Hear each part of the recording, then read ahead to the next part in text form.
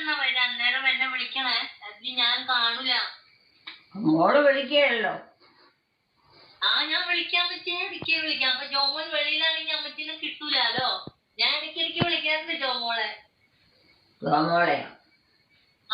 വിളിക്കാം. അപ്പൊ അമ്മച്ചിയുടെ കാര്യം ചോദിക്കാം. അപ്പൊ അമ്മ കിടക്കുവാന്ന് പറയും ചിലപ്പോഴൊക്കെ. ഞാൻ ഇടയ്ക്കിടയ്ക്ക് വിളിച്ച അമ്മച്ചിയുടെ വിശേഷമൊക്കെ ചോദിക്കാറുണ്ട് ജോമോളോട്. എന്നാ വാളൊന്ന് വന്നേ. വരാമ്മച്ചി, ഞങ്ങള് അടുത്ത വർഷം നോക്കട്ടെ വരാം.